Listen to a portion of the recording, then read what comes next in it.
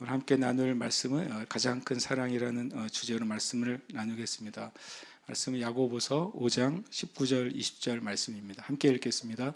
내 형제들아, 너희 중에 미혹되어 진리를 떠난 자를 누가 돌아서게 하면 너희가 알 것은 죄인을 미혹된 길에서 돌아서게 하는 자가 그의 영혼을 사망에서 구원할 것이며 허다한 죄를 덮을 것이니라. 아멘.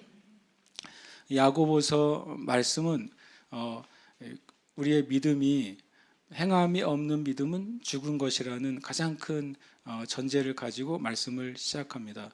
예수 그리스도를 믿는다고 말할 때 그것을 구원받았다고 말합니다. 그런데 그 사람이 믿는 바 구원이 진짜인지 가짜인지 확인을 해야 된다고 말하는 것이죠.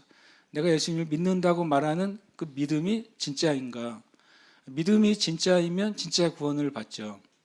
그러나 믿음이 가짜이면 진짜 구원을 받지 못하는 것입니다. 우리가 산 물건이 진짜인지 아닌지는 중요하잖아요. 내가 진짜인지 알고 샀는데 나중에 가짜이더라. 그럼 얼마나 억울합니까? 단순히 그냥 핸드백이나 물건이면 모르는데 어떤 중요한 우리의 삶에 중요한 필수적인 제품을 진짜인 줄 아는데 가짜일 때 그것은 고장나면 고칠 데가 없죠. 망가지면 되돌릴 수가 없잖아요. 그런데 실은 진짜 중요한 것은 저와 여러분이 가지고 있는 믿음이 정말이냐 하는 것입니다. 많은 교회와 또 많은 그리스도인들이 세상에 존재합니다. 그러나 성경은 분명히 진짜 믿음을 가진 사람만 진짜 구원을 받는다고 말씀하십니다. 야고보서는 그러면 진짜 구원을 받았다는 그 믿음의 증거가 뭐냐? 그것은 네가 믿음의 삶을 사느냐, 그것으로 네가 진짜 믿음을 가지고 있는지 아닌지가 나타날 것이라는 것입니다. 믿음의 행위는 첫 번째가 말이에요. 진짜 구원받은 사람은 진짜 구원의 말을 할 것입니다. 진짜 믿음을 가진 사람은 진짜 믿음의 말을 할 거예요. 그러나 내가 가지고 있는 구원과 믿음이 불안정하고 옳지 않으면 바르지 않는 믿음의 말을 하게 될 것입니다. 그럴 수밖에 없는 것입니다. 그것은. 왜냐하면 예수님은 너의 마음에 가득한 것이 너의 입술로 나올 거라고 그랬습니다. 그러니까 내 마음에 진짜 구원의 마음이 있으면, 진짜 믿음의 마음이 있으면 우리 입술에서는 진짜 구원의 말, 진짜 믿음의 말이 나올 수밖에 없는 거예요. 그래서 아주 자연스러운 현상이지. 실은 그것을 가지고 이 야고보서는 그 믿음의 행위가 바로 믿음이라는 것을 포함하고 있다라고 하는 겁니다. 그래서 우리가 누가 다른 사람 보고 저 사람이 구원을 받았네 못 받았네 말할 필요가 없어요. 다만 실은 우리가 알게 됩니다. 우리 자신의 믿음도 알게 됩니다. 내가 구원 받았는지 안 하는지 내가 모른다면 누가 알겠어요? 근데 한 가지는 명확한 기준이 있어야죠. 내가 가지고 있는 구원의 믿음이 진짜인지 아닌지 내 자신이 판단할 명확한 기준은 하나님 말씀인 것입니다. 내가 말씀 위에 서 있느냐, 그리고 말씀이 말하고 기록되어 있는 것을 정말 온전히 믿느냐, 그것이 내가 구원받은 증거 중에 하나인 것입니다. 그리고 우리가 하나님을 생각할 때 하나님이 나의 아버지로 느껴지고 경험되고 믿어지느냐 하는 것입니다. 왜냐하면 믿을 때 그가 하나님의 자녀가 되기 때문에 그렇습니다. 모든 사람이 예수 믿을 때 첫 번째 일어나는 변화는 신분의 변화예요. 마귀의 자녀에서 하나님의 자녀로 신분이 변화되는 것이고, 또 변화된 하나님의 자녀에게는 하나님이 약속하신 믿음의 권세가 주어지는 것입니다. 실은 이 야고보서가 또 믿음과 믿음의 행위를 강조하고 있는데 그 야고보서의 맨 마지막 결론은 놀랍게도 영혼 구원이에요. 그것이 참 되게 흥미로운 사실이었어요. 제가 야고보서 말씀을 묵상하는데 믿음과 믿음의 행위를 계속 말하다가 맨 마지막 문장이 19절과 20절 문장입니다. 그래서 그 20절과 19절과 20절 문장은 영혼을 구원하는 것으로 끝나요. 그래서 제가 믿음의 삶의 궁극적인 목적, 참된 믿음의 행위의 최고의 목적은 바로 영혼을 구원하는 것입니다. 우리가 참된 믿음을 가지고 있다면 하나님은 그 참된 믿음을 가진 사람을 통해 다른 사람을 믿도록 하실 것입니다. 우리가 참된 구원을 가지고 있다면 참된 구원을 가진 사람을 통해 다른 사람을 구원하시는 일에 사용하실 것입니다. 그래서 우리의 삶의 믿음의 행위의 최고의 목적은 실은 영혼을 구원하는 것인 줄 믿습니다. 근데 가장 큰 사랑은 바로 하나님의 사랑이에요. 그리고 가장 큰 사랑은 예수 그리스도의 사랑입니다. 그는 허물과 죄로 죽었던 너희를 살리셨도다. 에베소 2장 1절에 그는 바로 예수 그리스도를 말씀하십니다. 그리고 또 어떤 면에서는 하나님을 말씀할 수도 있습니다. 예수님은 바로 허물과 죄로 죽었던 나를 살리신 것입니다. 가장 큰 사랑은 예수 그리스도를 통해서 나타난 하나님의 사랑인 것이죠. 모든 인류는 죽었습니다. 이 말이 그렇게 크게 다가오지 않죠. 왜냐하면 다 우리가 살아서 걸어 다니니까 그렇습니다. 그러나 아담이 하나님을 불순종하고 하나님이 주신 온 인류에 대한 하나님의 다스림의 권세를 마귀에게 빼앗겼을 때, 그때 일어난 사건이 바로 우리에게 죽음이 찾아온 것입니다. 하나님과 모든 인류와 단절이 됐습니다. 그것이 중요한 첫 번째 죽은 것이죠. 우리의 영이 죽은 것이죠.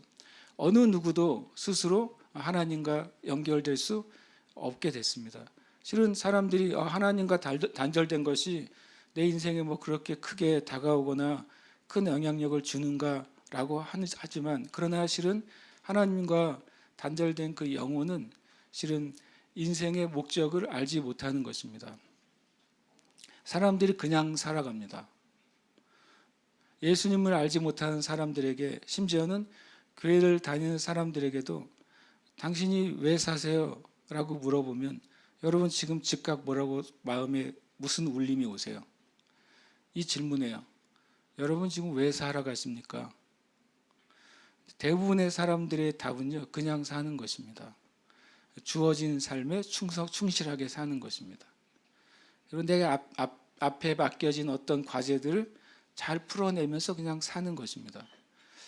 그 자체가 악해 보이진 않아요. 그러나 그것이 바로 하나님을 떠난 결과입니다. 사람은 하나님을 만나기 전에는 내 인생의 목적을 알지 못합니다. 실은 그 인생의 목적이 아주 짧아요. 있는 사람도. 그리고 단기적이에요. 그리고 그것이 참 허무한 것입니다. 그 사람의 마음이 죽은 것입니다. 하나님과 단절되는 순간 사람의 마음이 죽어서 스스로 참된 의와 선을 행할 수 없게 됐습니다. 여러분 사람들에게 물어보세요. 진짜 의롭게 살고 싶으세요? 여러분 자신에게 물어보세요. 진짜 의롭게 살고 싶으세요? 아니잖아요.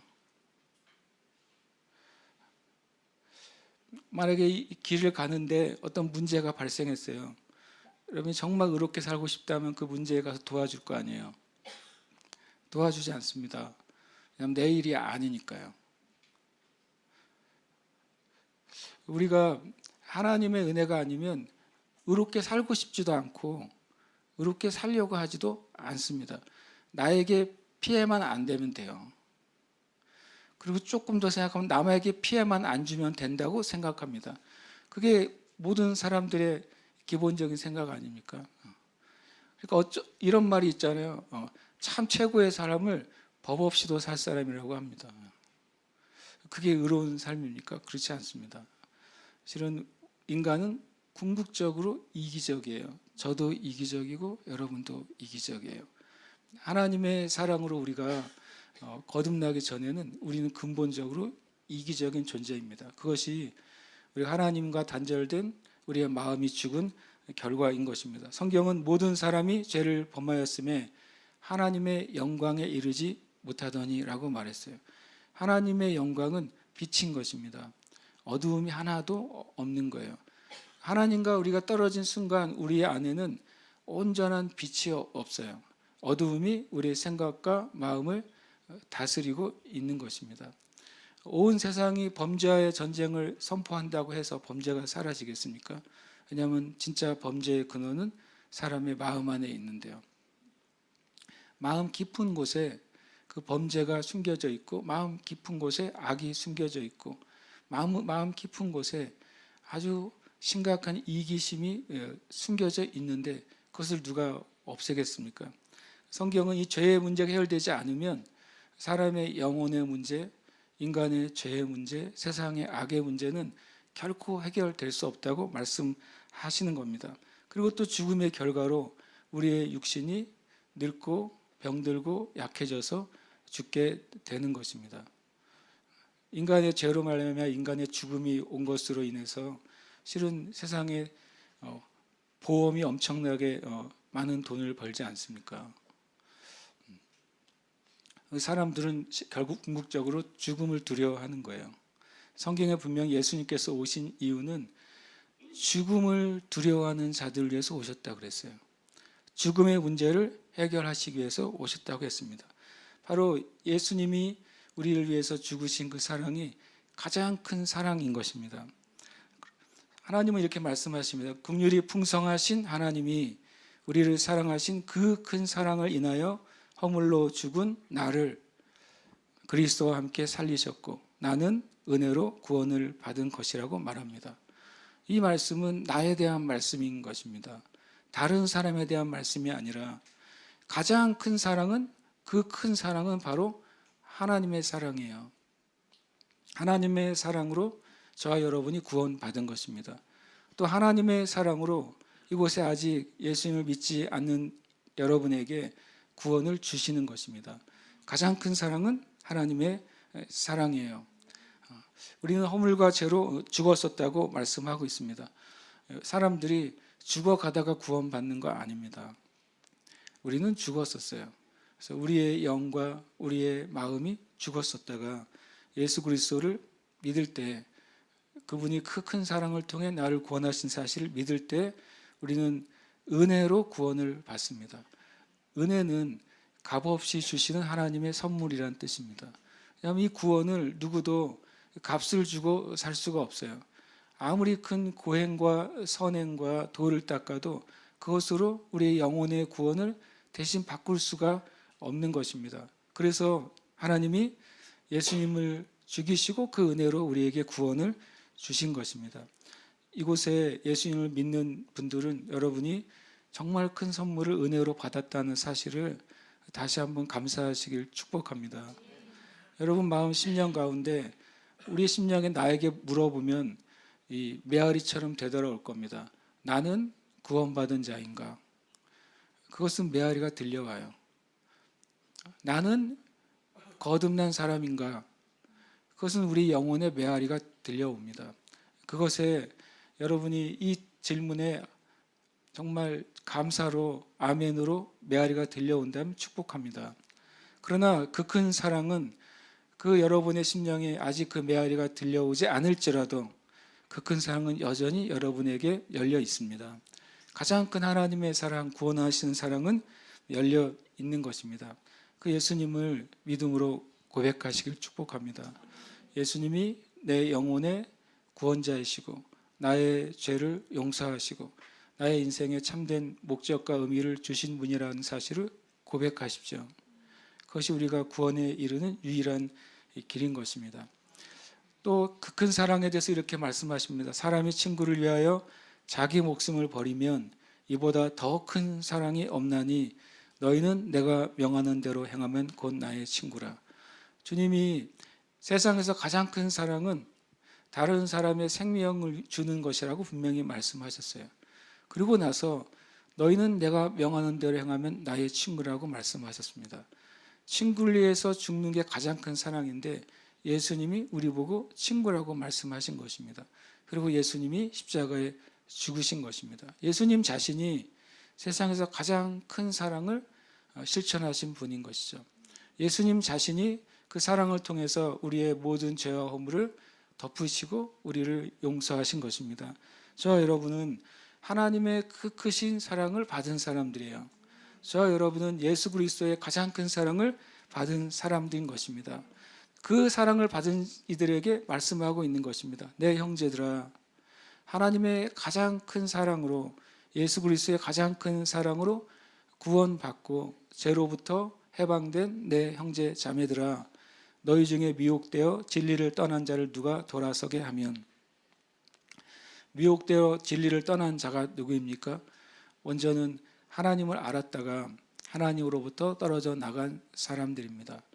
신앙생활을 했다가 신앙으로부터 떨어져 나간 사람들입니다. 그런 사람들이 수도 없이 많습니다. 특히 대한민국은 한때는 인구의 4분의 1 정도가 교회 다니는 사람들이었어요. 그래서 많게는 1,500만 명이 예수 믿는 그리스도인들이라고 말할 정도였습니다. 그러나 지금 정직하게 많은 학자들이 대한민국의 교회를 나오는 자기가 신앙의 삶을 공식적으로 살아가는 사람들이 600만에서 800만 정도라고 말하고 있습니다. 많게 잡아서 800만인 것이고 좀 겸손하게 잡으면 600만이라고 말합니다. 아주 너무 리얼하게 잡는 학자는 400만이라고 말하는 기록도 제가 봤습니다. 그 기준은 뭐냐면 주일이면 정기적으로 가서 예배를 드리는 사람인 것이죠. 그런 기준으로 봤을 때 그렇습니다. 근데 그것이 틀리지 않은 것이 실제 20대 대학을 다니는 대한민국의 20대 청년들이 정기적으로 주일날 가서 예배를 드리느냐라고 물어봤을 때 그 퍼센트는 1%로 나왔어요. 20대 대학을 다니는 대한민국 청년들의 100명 중에 1명만 정기적으로 예배를 드리고 있는 것입니다. 그러니까 우리나라에는 이 대한민국의 영적인 현실은 미혹되어 진리를 떠난 자들이 너무나도 많은 것입니다. 단순히 그냥 진리를 떠난 게 아니라 그들이 예수 그리스도의 은혜 밖으로 나가 있는 것입니다. 예수 그리스도의 은혜와 하나님의 보호 바깥으로 나가 있으니까 수많은 어둠과 어둠의 세계로부터 공격을 받는 것은 지극히 당연한 일이죠.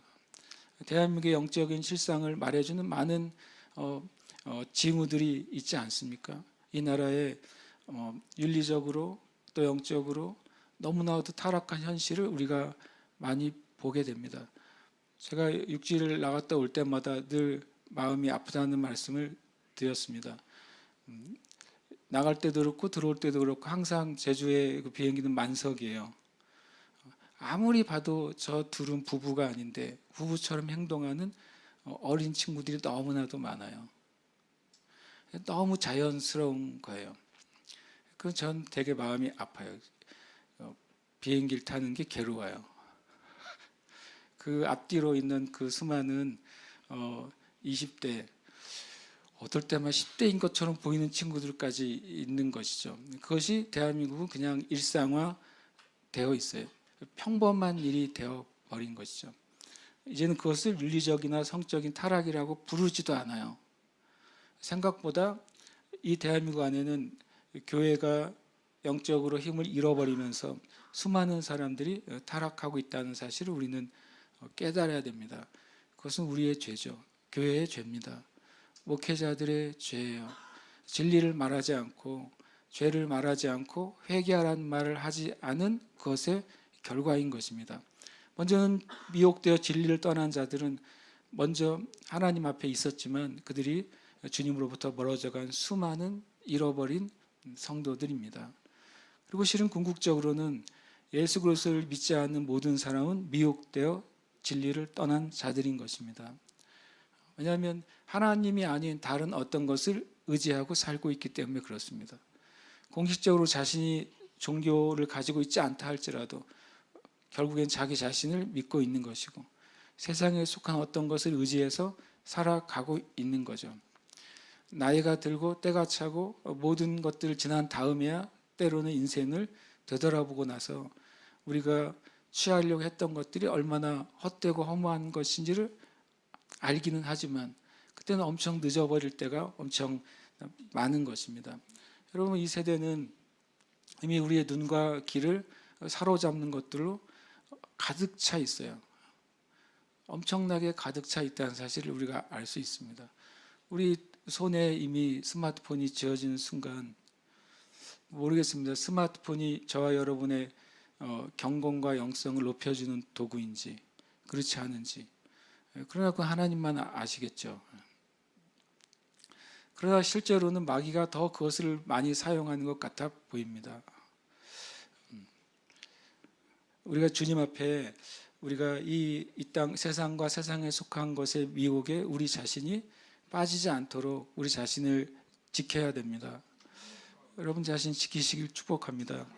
요한일서는 분명히 말씀합니다. 이 세상과 이 세상에 있는 것을 사랑하지 말라. 왜냐하면 거기에는 하나님 아버지의 사랑이 없기 때문이라고 그랬습니다. 저 여러분이 선택하는 그 어떤 것에 하나님의 사랑이 있나 보십시오. 여러분이 즐기려고 하는 그 어떤 것에 하나님의 사랑이 있나 보십시오. 그것이 없다면 분명히 성경은 그것을 사랑하지 말라고 했습니다. 세상에 있는 모든 것을 세 가지라고 그랬어요. 육신의 정욕, 안목의 정욕, 이생의 자랑이라고 말했습니다. 그것은 하와를 유혹했던 세 가지와 똑같습니다. 육신의 정욕, 먹음직도 하고, 안목의 정욕, 보암직도 하고, 이생의 자랑, 지혜롭게 할 만큼 탐스럽기도 하다.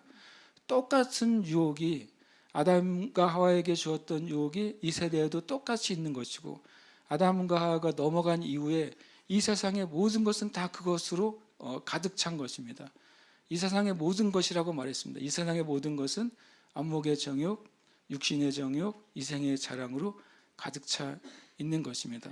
예수님에게조차 육신의 정욕, 돌을 떡떡이로 만들어 보라고 도전한 것입니다. 예수님에게조차 안목의 정욕, 높은 데서 뛰어내리면 네가 유명하게 될 것이고 고통과 십자가를 겪지 않고서도 사람들에게 구원을 줄 수 있을 것이라고 속였던 것입니다. 예수님에게조차도 이 세상과 세상의 영광을 나에게 절하면 줄게라고 말한 것입니다. 이생의 자랑이죠. 마귀는 끊임없이 아담과 하와 때부터 예수님에게까지 그리고 저와 여러분에게 똑같이 이 세상에 속한 것으로 우리를 미혹하고 있어요. 우리가 우리의 경건의 수준을, 경건의 차원을 어떻게 생각하는지 모르겠어요. 이 정도는 괜찮겠지 하는 영역이 너무나도 많은 거예요. 차고 넘치는 거예요.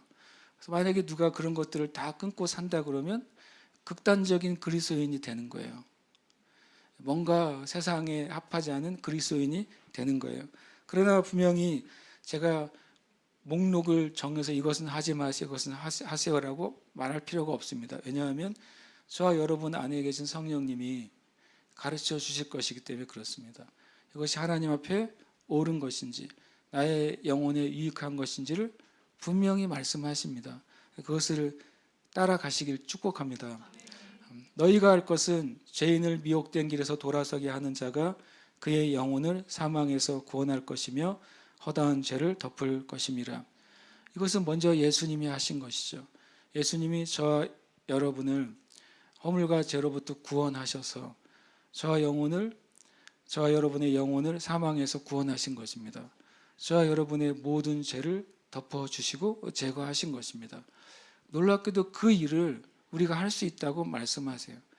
가장 큰 사랑은 하나님의 사랑이시고 하나님의 가장 큰 사랑이 예수 그리스도에 나타났고 우리에게 주어졌습니다. 저와 여러분 안에는 가장 큰 사랑이 있는 것입니다. 그래서 저와 여러분만이 가장 큰 사랑을 누군가에게 전해줄 수 있는 사람이 된 것입니다. 그 사랑을 전해줄 때 우리는 그의 영혼을 구원하는데 우리가 사용되는 것입니다. 우리가 그 사랑을 전해줄 때 하나님이 그의 죄를 용서하신 놀라운 은혜로 그 사람을 이끌어 주는 것입니다. 저는 오늘 기도하고 싶습니다. 우리가 우리 자신을 위해서 또 이 땅에 있는 영혼들을 위해서 기도하고 싶습니다. 우리 함께 시간 고백하겠습니다. 허물과 죄로 죽었던 나는 하나님의 크신 사랑으로 생명을 얻었습니다. 한 번 더 고백할까요? 허물과 죄로 죽었던 나는 하나님의 크신 사랑으로 생명을 얻었습니다. 아멘. 고백합니다. 예수 그리스도는 죄와 저주와 죽음에서 나를 구원하신 가장 큰 사랑이십니다. 아멘. 한 번 더요. 예수 그리스도는 죄와 저주와 죽음에서 나를 구원하신 가장 큰 사랑이십니다. 아멘. 고백합니다. 나는 가장 큰 사랑을 받은 자로서 죽은 영혼들을 구원하는 사랑의 삶을 살아갑니다. 아멘. 한 번 더요. 나는 가장 큰 사랑을 받은 자로서 죽은 영혼들을 구원하는 사랑의 삶을 살아갑니다. 아멘. 우리가 한 번 더 우리 이름을 넣어서 기도하길 원합니다. 우리가 실은 교회가 모든 교회는 아니지만 전도를 합니다. 또 교회가 집회도 합니다. 그래서 제가 주님께 기도했어요. 전도를 하는 이유, 집회를 하는 이유, 행사를 하는 이유가 교회를 성장시키기 위해서 그렇죠. 교회를 부흥시키기 위해서 그렇죠. 그러나 이제 이 목적을 잃어버리면 안 되는 것은 영혼을 구원하기 위해서 그 일을 해야 됩니다. 많은 돈을 들이고 많은 노력을 들이고 또 많은 준비를 해서 하는 모든 교회 사역들, 교회 선교들, 교회 봉사들, 모든 구제든 무엇이든 영혼을 구원하는 목적을 잃어버리면 그것은 하나님 앞에 칭찬을 받을 수 없는 일이 되는 겁니다. 우리가 각자 다른 일을 하고 있죠. 또 때론 각자 다른 직장을 가지고 있습니다.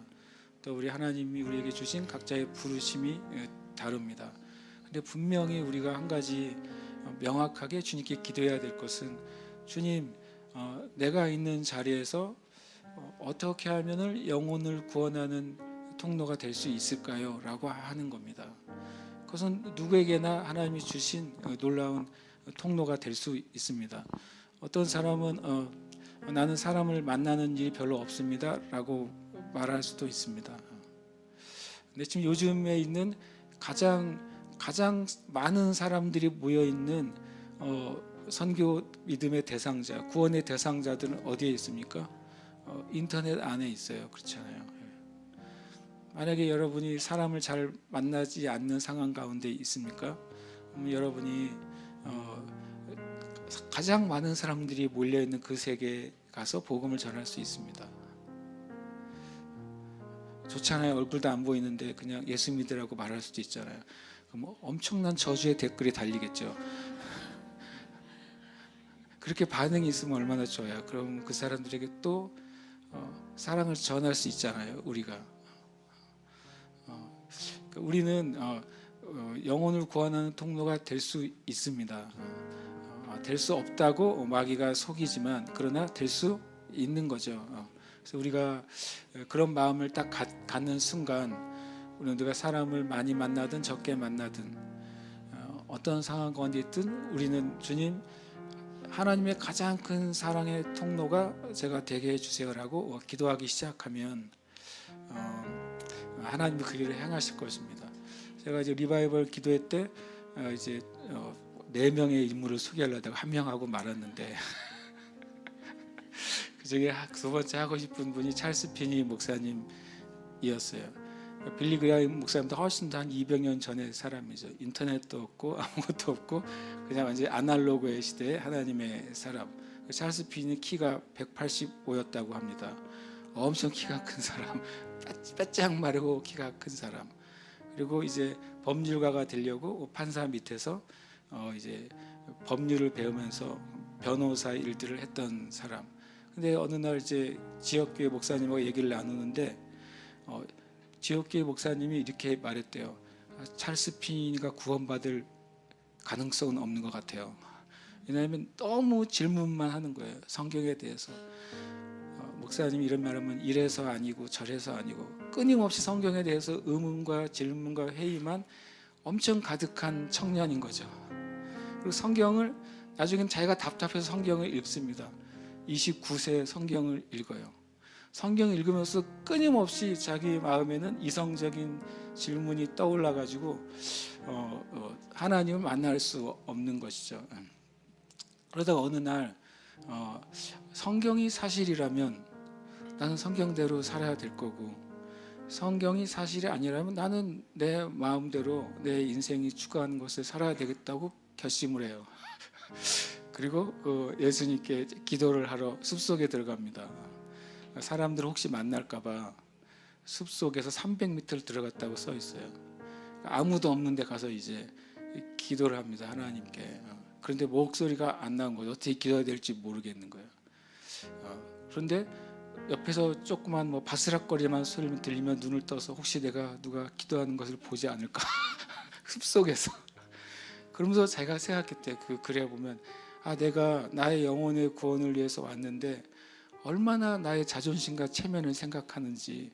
아무도 숲속에서 바스락거리는 소리만 들려도 혹시 누가 내가 이 기도하는 것을 보지 않을까, 그런 심정으로 와 있는 자기 자신을 이렇게 맞대하게 돼요.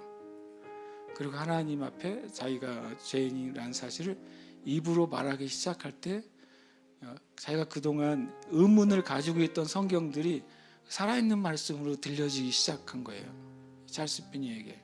그래서 그 날을 아침에 출근하다가 마음이 괴로워서 들어간 숲속에서 아침 내내 있었던 거죠. 오후가 될 때까지 자기는 그만큼 시간이 흘러간 줄 몰랐대요. 자기 마음에 하나님의 평강이 임하고 성령의 충만함이 임한 다음에 이렇게 고백합니다. 주님, 이렇게 너무 주시면 죽을 것 같아요. 그 마음에 흘러나오는 그 기쁨이 너무 커서 이러다가 죽을 것 같다고 기록해 놓았어요. 그래서 29세의 찰스 피니가 숲에서 나와서 자기 직장으로 돌아가죠. 판사가 보더니 약간 상태가 좀 이상하잖아요. 그래서 물어봅니다. 왜 그러냐 그랬더니 그때 이제 그 판사에게 복음을 전해요. 자기의 상사죠. 상사에게 복음을 전하고 그날 그 판사가 예수를 믿어요.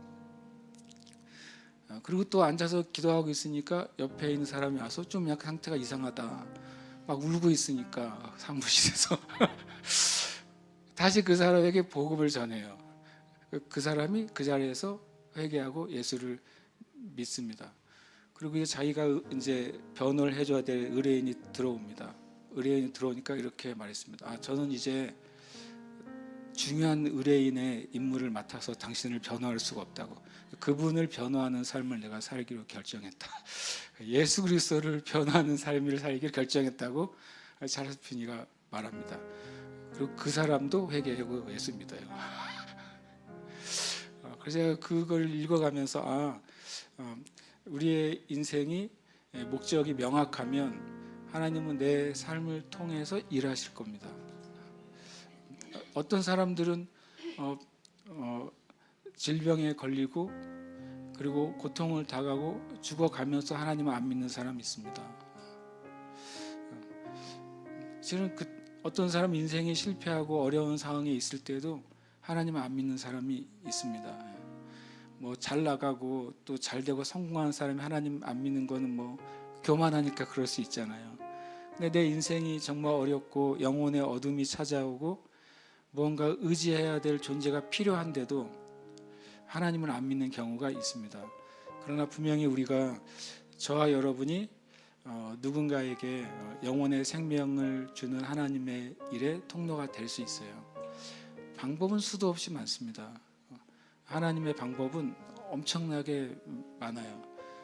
그러나 우리가 우리 자신을 누군가를 구원하는 통로가 되길 원합니다라고 내어줄 때 하나님이 우리를 잘 아시니까 우리를 통해 사용하실 줄 믿습니다. 전에 그런 간증이 있었잖아요. 어떤 이발사분이 전도를 하고 싶은데 전도할 자신은 없고 누구에게 전도할 또 자기 그런 여력도 안 되는데 면도하러 온 분에게 면도 칼을 들고서 사장님 죽을 준비 되셨습니까? 그랬다가 그 사장님이 자기를 죽이려고 하고 뛰쳐나갔다잖아요. 이분은 복음을 전하려고 그랬는데 내내 그분이 일주일 내내 난 죽을 준비 됐나, 죽을 준비가 안 돼 있더래요. 그래서 그분이 예배에 오게 된 것입니다. 하나님이 사용하시는 방법은 우리가 마음을 열어놓을 때 꼭 마치 멋있는 전도자처럼 큰 내거리에서 소리 질러야 전도하는 게 아니잖아요. 이 강단에서 설교를 해야지 전도하는 게 아니잖아요. 우리의 삶 가운데 하나님이 살아계시고 하나님이 당신을 사랑하시고 당신을 살리길 원하신다는 말을 어떤 여러 가지 방법으로 주님이 하게 하실 줄 믿습니다. 그래서 우리가 이 시간 이 고백할 때 주님이 우리에게 그 전도의 문을 열어 주실 것입니다. 함께 이 시간 고백하고 기도하겠습니다. 허물과 죄로 죽었던 고운령은 하나님의 크신 사랑으로 생명을 얻었습니다. 예수 그리스도는 죄와 저주와 죽음에서 고운령을 구원하시 가장 큰 사랑이십니다. 고운령은 가장 큰 사랑을 받은 자로서 죽은 영혼들을 구원하는 사랑의 삶을 살아갑니다.